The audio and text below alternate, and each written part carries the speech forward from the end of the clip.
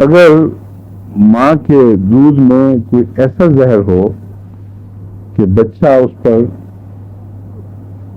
پرورش نہ پائے، دودھ پی کے اس کو لگے نہ دودھ، اور بعض دفعہ یہ چیز بچے کے لیے مہلک بھی ثابت ہوتی ہے، یا دودھ جلدی سوکھ جائے، تو اس صورت میں بہت سی دوائیں آرٹیفیشل استعمال کی، بعض پتے لگائے جاتے ہیں اور کئی قسم کی ہیں، ان سے دودھ بڑھ تو سکتا ہے مگر ضروری نہیں کہ اس کے اندر جو خرابی ہے وہ بھی دور ہو جائے. اس لیے بہتر یہ ہے کہ پہلے نیٹرمور استعمال کیا جائے. نیٹرمور میں خوبی یہ ہے کہ وہ اندرونی زہر جو بچے کی پرورش کی راہ میں حائل ہے اس کو ٹھیک کرے گا، اور اس وجہ سے اگر دودھ سوکھا تھا کہ وہی بیماری ہے تو دودھ کی بھی فراوانی ہو جائے گی جتنی ضرورت ہے بچے کو. یہ چیزیں جو ہیں یہ دراصل اس تعلق میں آپ پڑھ چکے ہیں، لیکن اب اس میں جوڑا نہیں جاتا ان باتوں کو.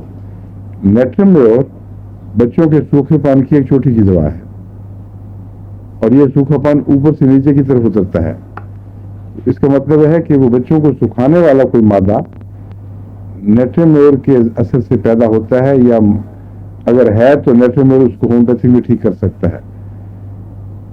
تو اگر ایسے مریض کا دودھ ہوگا جو نیٹرمور کا مریض ہے تو بچے میں سوکھا پن پیدا کرے گا. اس لیے آپس میں ان مضمونوں کا تعلق ہے، یہ نہیں کہ وہ اتفاقاً الگ علامت ہے، یہ اتفاقاً الگ ہے، ایک دوسرے کے ساتھ تعلق رکھنے والی علامتیں ہیں. لیبر کے بعد جب بچے کی پیدائش ہو جاتی ہے اور پھر کچھ اثرات باقی رہ جاتے ہیں، خاص طور پر ایسے اثرات جیسے پوری طرح صفائی نہیں ہوئی اندر اور کچھ حصہ باقی رہ گیا ہے، اس میں کون کون سی دوائیں مفید ہیں؟ سلفر پاریجن.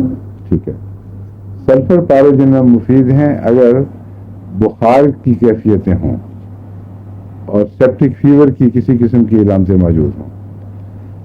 ویسے اگر اور چیزیں تکلیفیں ہوں اور یہ سیپٹک سمٹم نہ ہوں تو پلسٹیلا جو کچھ بچ گیا ہے اس کو نکال کے باہر پھینکنے میں مفید ہے. ٹھیک ہے.